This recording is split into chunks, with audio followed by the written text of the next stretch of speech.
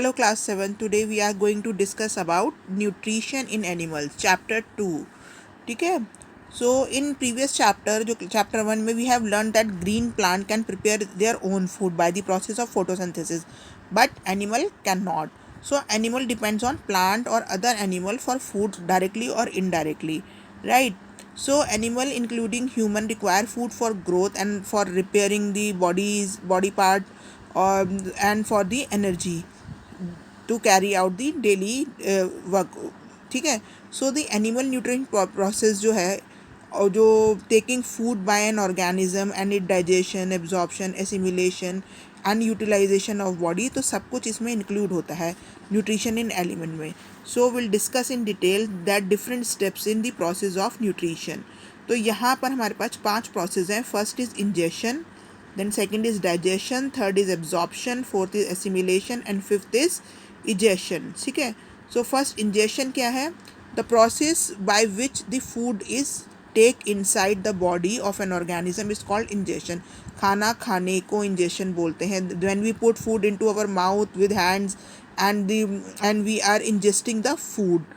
So digestion. Then second step आता है digestion. Digestion क्या होता है? The food of most animal consist of complex insoluble substances which can not be absorb by the animal body in the same form. ठीक है. जो complex substances से बना हुआ फूड हम लोग डाइजेस्ट नहीं कर सकते, एब्जॉर्ब नहीं कर सकती हमारी बॉडी. तो डाइजेशन के प्रोसेस में जो हमारा कॉम्प्लेक्स फूड होता है और इनसॉल्यूबल होता है उसको सिंपलर सॉल्यूबल सब्सटेंसेस में तोड़ने का काम होता है. That is called digestion. Then comes absorption. Absorption होता है the process in which the simple soluble digestive substances जो है वो absorbed by the body fluid is called the absorption. Then come assimilation. Assimilation is nothing but the absorb जो simple soluble food substances होते हैं वो transport होते हैं to the different part of the body where they are utilized by the body for energy, growth and repair. Then come egestion. Egestion है the part of the food which remain undigested, unabsorbed, तो वो cannot be utilized by the body. The process in which the undigested food is removed from the body. ठीक है. undigested food को body से remove करना is called ingestion. ठीक है. Now unlike plant and animal cannot make their own food, so they directly or indirectly depend upon plants and other animals for food. So depending upon their eating habit we can classify into herbivores, carnivores, omnivores, scavengers and parasites.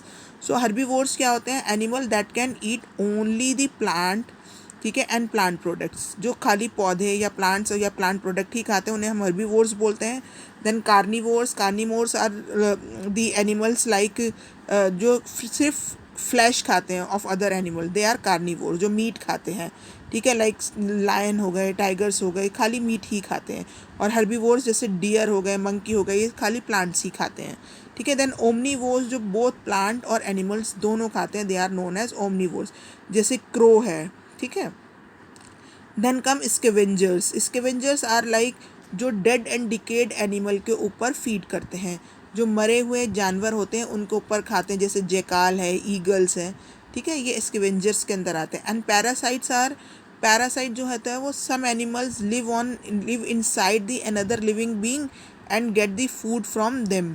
ठीक है. They are called parasite. For example जैसे fleas हैं, lice हैं, ticks हैं, mites हैं, वो आपके अंदर रहेंगे और आपसे ही फूड ड्रॉ करेंगे. तो ये जो है ये टाइप ऑफ हमारे पास एनिमल्स हैं depending upon their food habit. With this we end today's lecture. Thank you very much.